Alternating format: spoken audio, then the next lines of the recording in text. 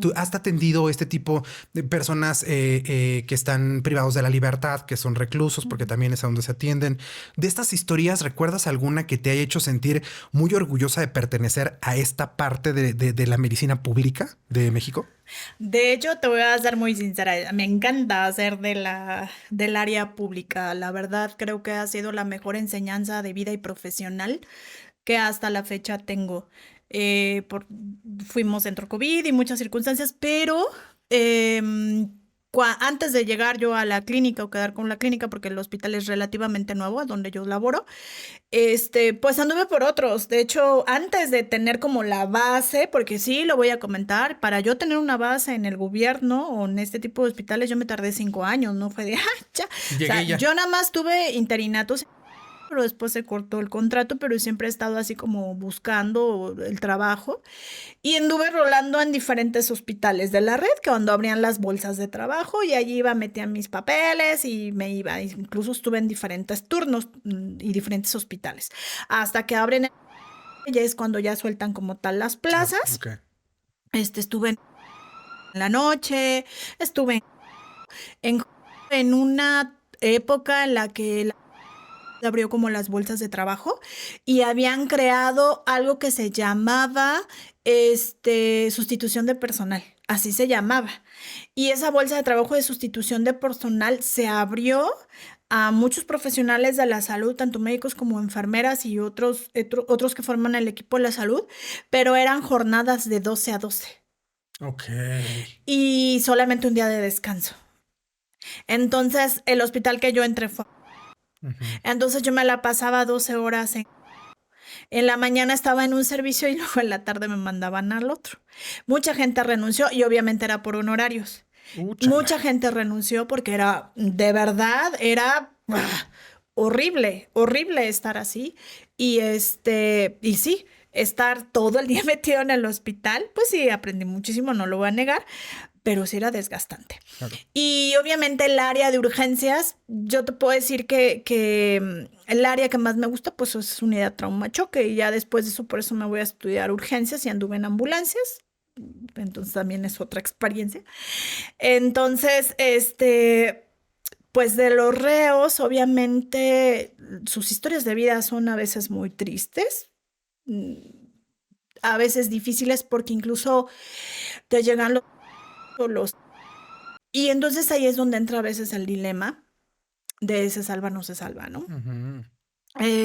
Pero aquí es donde, híjole, debemos de ser muy conscientes de nosotros quiénes somos para juzgar Claro. si haces bien o mal. Y eso es algo que también tiene, yo le digo que es el plus de enfermería. Nosotros venimos literalmente a no ser ni jueces, o sea, para juzgar a otra persona, ni decidir quién vive ni quién. Ujú. Eso es una cuestión que el destino, la vida, el Dios, como le quieran llamar, son los encargados. Pero la diferencia con enfermería es darle la atención hasta el último respiro y de hecho no se la damos hasta el último respiro. Recordemos que también preparamos al cuerpo para que tenga ese camino, ¿no? Claro. Entonces, simplemente a veces yo le digo que somos orejas.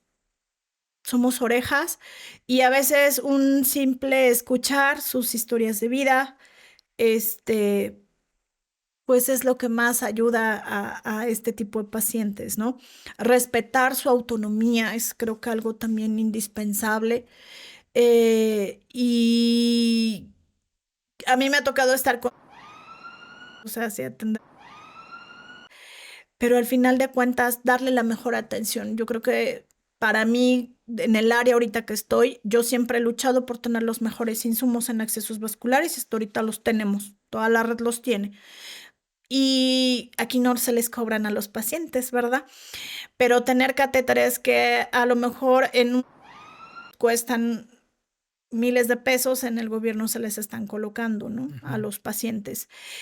Pero es que no hay que ser elitistas, yo siempre lo he dicho porque incluso también cuando empezaba el proyecto de clínica de catéteres y nos llevaban y nos enseñaban los mejores apósitos y nos enseñaban los mejores catéteres y decían que para los pacientes, yo sí decía, ¿y de qué privilegio goza un paciente a uno que llega al indigente que está allá afuera y que llega Claro. al hospital? Porque no puedo yo tener esos insumos. Creo que hay que ser ecuánimes y todo debe de ser igual para todo tipo de pacientes. Y algo que debemos de hacer es no juzgarlos. Y antes de juzgar, pues me volteo a ver a mí, ¿no? Porque a veces hay muchas historias de vida que como enfermera empatamos con ellos. Y los pacientes a veces nos dan ese valor para hacer cambios también en nuestra vida. Claro. Entonces, creo que estar en el hospital público, y lo sigo diciendo, para mí es lo máximo. Quiero a cardio, es mi casa, es mi formación, pero como yo lo dije desde que salí, el amor y ciencia al servicio del corazón hay que mandarlo a otros lados. Y creo que esa es la diferencia con medicina, ¿no? Pacientes, puedo hablar de muchos y de COVID, demasiados. Hay uno muy especial que fue el que más me pegó, un síndrome de Down. Entonces, creo que ese fue el que me señaló, que hasta me fui a pelear con el jefe de terapia intensiva porque yo decía, es que tiene que estar aquí, no debe de estar en una medicina interna. Y el jefe pues me dijo, Aurea, tú sabes cuál va a ser su desenlace. ¿Por qué? ¿Qué pasa con ese paciente? Ay, no, pero era un chico de 22 años que le da COVID. Nosotros fuimos centro COVID. Y pues lo internan, ¿no? Sabemos que cuando estuvo la pandemia no había ningún contacto, o sea, en el hospital donde estábamos no había ningún contacto. ¿A qué te refieres con ningún contacto? No pasaban Claro, sí, sí, familiares, sí, ya ni entendí. llamadas, ni teléfonos, nada. Sí, O sea, no, eso se fue desarrollando poco a con el poco en la tiempo. pandemia. Entonces, este chico entra a medicina interna y pues entra en ansiedad porque todo el tiempo estuvo pegado con una familia. O sea, imaginemos a alguien con síndrome de Down, con COVID, y que todo el tiempo la familia lo veía y pues es otra vez como un niño. Entonces creo que fue el que más me partió el corazón porque yo decía, es que debe de estar en terapia intensiva. Fui y me peleé con el jefe de terapia, les decía a los médicos. O sea, tú analizabas su clínica y decías, él no es para estar en piso, ¿no? Ajá. Sino para estar en la terapia. Sí, o sea, yo le puse el catéter y todo, pero yo tengo una valoración, o yo, al menos yo lo que hago es asemejar la patología con la cuestión del catéter y el tratamiento, ¿no? Para saber seleccionar qué tipo de catéter va a ser. Claro.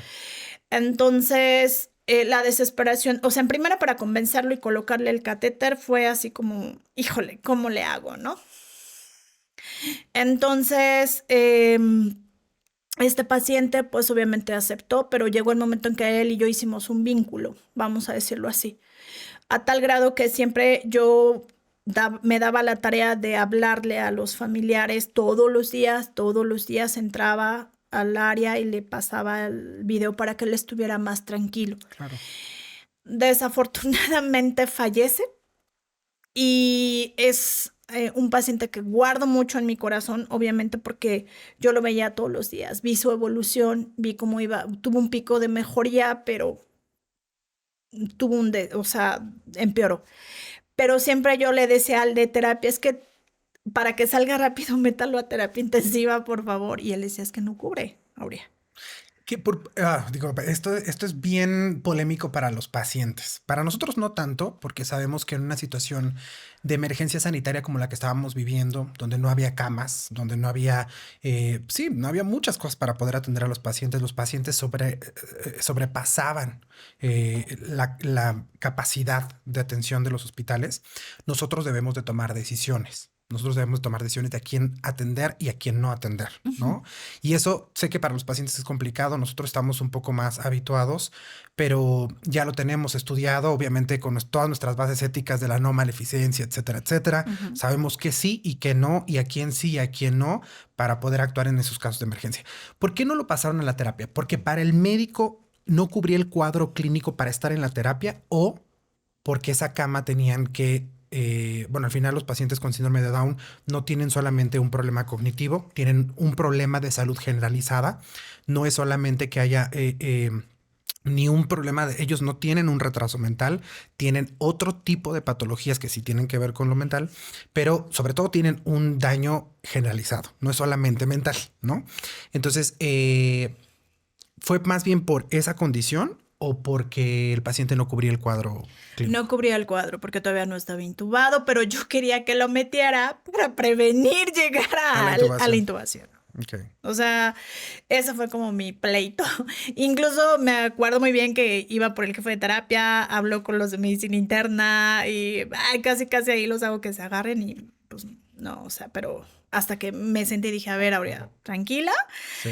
Pero al final de cuentas, pues sí fue trágico. Este, a tal grado que los familiares me mandaron una foto de él, me mandaron una carta y cada vez que cumple años de fallecimiento, pues me mandan para ir a la misa. Órale. Porque ellos me dijeron que yo les di los mejores momentos, aunque estaba separado de ellos, porque siempre le ponía la música que más le gustaba. Pero creo que ha sido como que el caso que más me ha anclado en pandemia, porque aparte pues la situación fue muy, muy intensa, ¿no? Claro. Fue creo que de las situaciones más difíciles que he vivido y algunas otras en cuanto a cuestión en ambulancia. Sacar niños quemados también en ambulancia no fue nada agradable. Y más cuando tienes un hijo. Claro. Este, pero ese caso en pandemia sí fue como que el más significativo, ¿no? Ok. De una familia y otras historias que contaron varios, ¿no?